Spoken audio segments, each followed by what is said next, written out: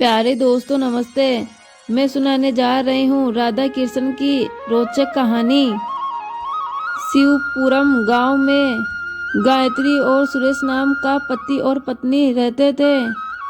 वो दोनों लड्डू गोपाल के बहुत बड़े भगत थे। वो दिन रात लड्डू गोपाल का नाम ही गुनगुनाते रहते थे।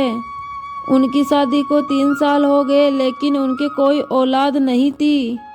सुरेश गांव के जमींदारों की खेती में काम किया करता था। सुरेश के काम पर जाने के बाद गायत्री अपने लड्डू गोपाल को नहलाती, खिलाती, कपड़े पहनाती और उनके लिए भोग बनाकर उनको खिलाया करती थी। ये देखो लल्ला, मैंने अपने हाथों से मेरे लल्ला के लिए खीर बनाई है, और ये माखन भी मेरे लल्ला के लिए ही है। मेरे लल्ला को माखन बहुत पसंद है ना, खाओ मेरे लल्ला खाओ। गायत्री जो भी लड्डू गोपाल को खाना खिलाती वो खुशी खुशी खा लेते थे। गायत्री कहती, लड्डू गोपाल जी अब सचमुच में मेरी सुनी गोद को भर दो ना, मेरी गोद में आप लड्डू गोपाल बनकर आ जाओ ना, और समाज जो मुझ पर भांज का कलंक लगाते हैं आप आकर उसे हटा दो ना प्रभु। शाम को सुरेश काम से लौट आता है। ये लो गायत्री, कल हमारे लड्डू गोपाल को इन लड्डुओं का भोग लगा देना, इन्हें ये लड्डू बहुत पसंद है ना। उन दोनों की भक्ति देखकर कृष्ण कन्हैया ने उन्हें आशीर्वाद दिया, और ठीक 9 महीने बाद गायत्री ने एक सुंदर बेटे को जन्म दिया। दोनों ने उसका नाम कान्हा रखा। अब गायत्री और सुरेश और ज़्यादा लड्डू गोपाल का ध्यान रखने लगे, और साथ ही अपने बेटे कान्हा पर भी खूब ध्यान देते थे।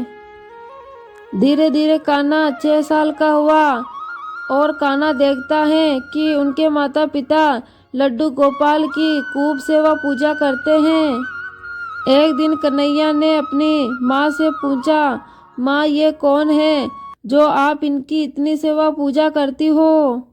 गायत्री अपने बेटे की बात सुनकर बोली, बेटा ये तेरा बड़ा भाई है, जैसे तू मेरा बेटा है वैसे ही ये मेरा बेटा है। तो क्या माँ मैं अपने भाई के साथ खेल सकता हूँ? हाँ बेटा जरूर खेल सकते हो। अब कान्हा हर वक्त लड्डू गोपाल के साथ खेलता और उन्हें अपने साथ ही सुलाया करता था। कुछ दिनों बाद सुरेश ने कान्हा का एडमिशन एक स्कूल में करवा दिया। कान्हा बोला, पापा मैं लड्डू गोपाल को भी अपने साथ लेके जा रहा हूँ, ये भी तो पढ़ाई करेंगे। सुरेश बोला, नहीं बेटा, ये पहले से ही बहुत ज्ञानी और बुद्धि वाले हैं। लेकिन कान्हा का बिल्कुल भी पढ़ाई में मन नहीं लगता। गायत्री लड्डू गोपाल से प्रार्थना करती, हे लड्डू गोपाल मेरे कान्हा की पढ़ाई में मदद करो। फिर एक दिन लड्डू गोपाल जी राधा के साथ एक लड़के और लड़की का भेष बदलकर कान्हा से मिले, और कान्हा से बोले, मेरा भी पढ़ने का बहुत मन करता है, क्या तुम हम दोनों को भी अपने साथ स्कूल ले चलोगे? कान्हा उन्हें देखकर बोला, तुम कौन हो? मेरा नाम लड्डू गोपाल है, मैं यही पास के गांव में रहता हूँ, और ये मेरी दोस्त राधा है। कान्हा बोला, मैं तुम्हें मेरे साथ स्कूल तो नहीं ले जा सकता, लेकिन मेरा पढ़ाई में मन नहीं लगता, क्या तुम दोनों मेरी जगह स्कूल जा पाओगे? लड्डू गोपाल बोला, ठीक है, लेकिन ये बात किसी को पता नहीं चलनी चाहिए। गोपाल ने चुटकी बजाते ही स्कूल की ड्रेस का रूप ले लिया और कान्हा का बैग अपने पास ले लिया। लड्डू गोपाल स्कूल चल दिए, और साथ ही राधा भी लड्डू गोपाल के साथ स्कूल चल पड़ी। सारा दिन लड्डू गोपाल और राधा ने खूब पढ़ाई की। लंच के समय ये दोनों लंच करते और दूसरे बच्चों के साथ खेलते, और दूसरों बच्चों के साथ उनकी पढ़ाई में भी खूब मदद करते। शाम को जब दोनों स्कूल से पढ़कर लौटे तो उन्होंने कान्हा को बहुत ही अच्छे तरीके से उस पढ़ाई के बारे में समझाया और कान्हा को सब कुछ अच्छे से समझ आ गया। ऐसा सिलसिला रोज चलता रहा। कान्हा बस अब परीक्षा देने ही स्कूल जाया करता था और वो हमेशा स्कूल में फर्स्ट स्थान पर आया करता था। कान्हा अब बड़ा हो गया। उसकी पढ़ाई की लगन देखकर उसके माता पिता ने उसे आगे की पढ़ाई के लिए शहर भेज दिया।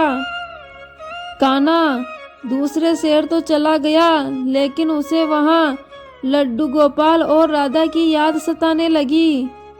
तभी वो दोनों वहाँ प्रकट हुए। कान्हा बोला, तुम यहाँ कैसे? लड्डू गोपाल बोला, मैं तो हर समय तुम्हारे साथ ही रहता हूँ। कान्हा बोला, सच सच बताओ गोपाल, आखिर तुम हो कौन? गोपाल बोला, मैं वही हूँ जिसकी याद में तुम पढ़ते नहीं थे, यानी कि तुम्हारा बड़ा भाई लड्डू गोपाल।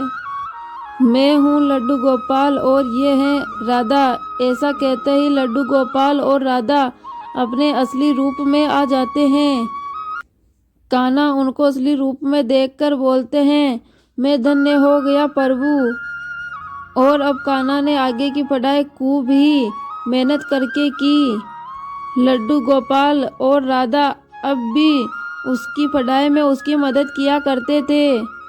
कान्हा को अब अच्छी कंपनी में ऊंची पोस्ट मिल गई और कान्हा के माता पिता भी अब खुशी खुशी अपना जीवन जीने लगे।